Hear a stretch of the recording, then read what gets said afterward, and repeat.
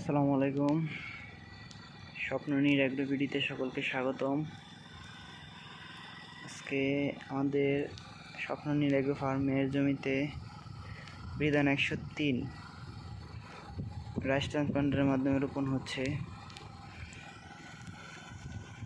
এখানে আমরা walking type rice ট্রান্সপ্লান্টারের মাধ্যমে বাংলাদেশ ধান গবেষণার নতুন একটি উচ্চ ফলনশীল ভ্যারাইটি বিধান 103 অতি উচ্চ ফলনশীল একটি জাত, সেটি রোপণ করা হচ্ছে আধুনিক যন্ত্রের সাহায্যে।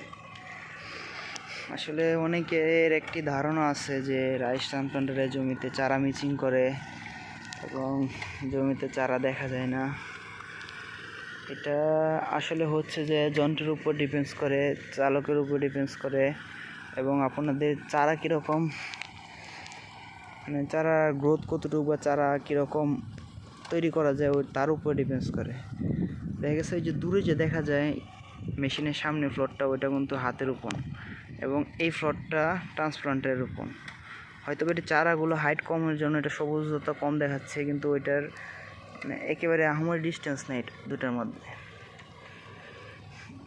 এবং গ্যাপের যে বিষয়টা, এখানে দেখেন প্রত্যেকটা লাইনেই এবং পুরোটা জমিতে একই কন্ডিশন, যে আমি এদিক দিয়ে হাঁটলাম, এদিক দিয়ে মেশিন গেল, এটা ভালো তা না, প্রতিটা লাইনের কন্ডিশন একই। হঠাৎ যদি একটা মিস হয়ে থাকে, এছাড়া বড় ধরনের কোনো মিস নাই, একসাথে যে দুটো মিস দিবে বা তিনটা মিস দিবে, হঠাৎ এটাও পাওয়া যাবে না যে একটাও কোথাও মিস দিচ্ছে এরকম। পুরো জমিতে একই কন্ডিশন। আবার ওই পাশে ওগুলো ট্রান্সপ্লান্টারের রোপণ, ওইগুলোর কন্ডিশনও দেখেন একই রকম। চারা যদি ভালো হয়, ট্রান্সপ্লান্টারের রোপণও ভালো হবে। আসলে আমরা যন্ত্রকে দোষারোপ করি, প্রযুক্তি আমাদের নিরাশ করে না, প্রযুক্তি আমাদের কল্যাণের জন্য এসেছে।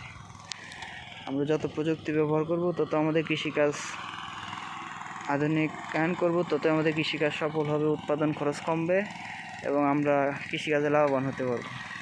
আমাদের সকলে সনাতন পদ্ধতি থেকে ফিরে আসতে হবে। সকলকে যন্ত্রের ব্যবহারের জন্য অনুরোধ করা হলো, যাতে যান্ত্রিক কৃষিতে আমরা নির্ভরশীল হতে পারি, বর্তমানে যে লেবার সংকট তা আমরা মোকাবেলা করতে পারি।